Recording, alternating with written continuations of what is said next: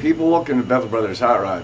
Today I got a bunch of sanding to do on the bondo. I got to clean up some more parts, so stick around, stay tuned. Before I get to sanding, I'd like to bring up something. A lot of people keep asking, dude, why aren't you hurrying up and finishing this? It's because I want quality parts to go into Sam. And you turn and look over here at Joey's Yukon, and you start thinking, okay, here's a $25,000 truck just because of the rims, leather interior, it's a 4x4. You go to the car lot, you go put your money down on this.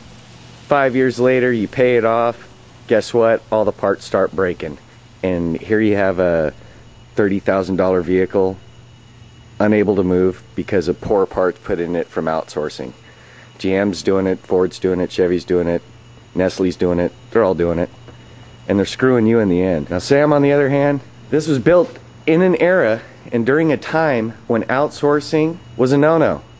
And quality parts were more important to people than a company making a profit margin. Some of Sam's parts still work. I think you might remember an episode where I showed you a fuel pump, the original fuel pump that came in Sam. I had replaced it 2 times before because I didn't like the way it looked, until I finally had to go buy one that went in a diesel, which I got in there now. That one's made a couple hundred miles. It's never broke down on me. The point is, parts used to be made with a lifetime guarantee, and comparatively speaking, just on motor life alone, Sam made it 54 years before his motor died, the core died. I highly doubt any of these cars, especially something new, is going to make it 50 years before it sees the crusher. And that's pathetic. On a scale when you're going to pay money down on a lifetime guarantee on a vehicle with quality made parts, or outsourced and sitting there useless, and you paid all that money. Quit putting the money in the hands of the people who are screwing you and laughing at you. Send them the message and quit putting all of that money, that hard-earned money, in their pockets to rip you off. Alright people, that was something I just had to get off my chest. Hope you don't mind, but I think it's important. I got these cleaned up, the clear coat's dry, and they're ready to go in. This is one of the upholstery rods that went up on the top, and I didn't clear coat these and they were starting to rust, so I have to take them out one at a time and clean them up. That was something else I have to do, and scrape down all this bondo. So I'm going to get to work on that. I'll probably come back when I got a little bit more to show you. Alright, I got some of the bondo scraped down, and I have not yet achieved the height that I need to make it look the way I want to look, so I got to apply more bondo. And while I'm doing that, I started thinking, man, if all you're going to do is rant about problems that exist now and not suggest solutions, you're a dick. So I got to thinking about it, and I'll go into a little montage about something that's coming. Let's check this out. One of the guys that watches Bethel Brothers Hot Rod is Rich, and he lives over in Japan, and he works for DCX EV Conversion International. The EV stands for electric vehicle, the HP for horsepower. EV vehicles aren't something new. They have been around for quite some time, as you can see by this picture that is on Rich's MySpace page. Just in case, here's his link, so go there. Check it out, he's got tons of pics. But anyway, Rich and his buddies, they've all been working on electric vehicles, placement of electric motors, and ways of boosting horsepower. Check out some of these pics.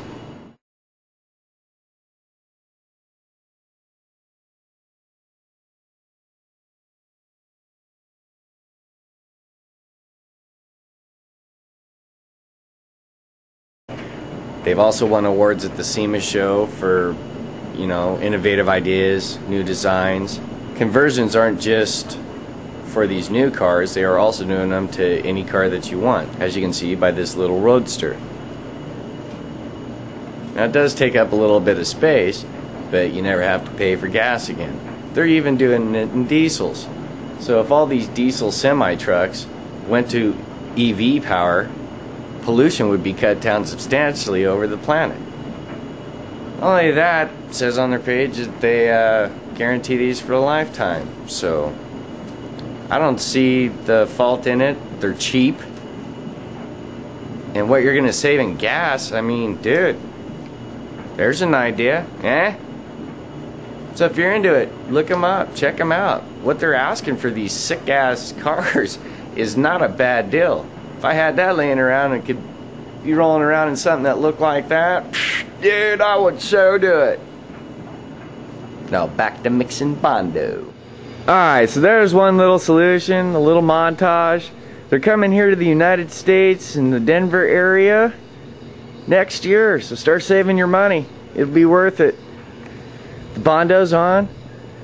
I think I've got about the layer that I was looking for on the sides. Now I'm gonna install those caps. There's out here chilling in the sun, huh, bear dog? You chilling? Let's go show him what I did, man. Ooh, so I was working on the speaker box, and I got the speaker box in there. I fixed it.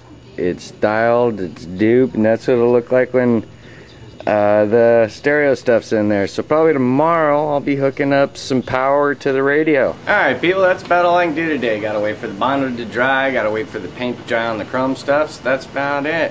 We dealt with the past, present, and the future today. So I hope you learned something watching Bethel Brothers Hot Rod.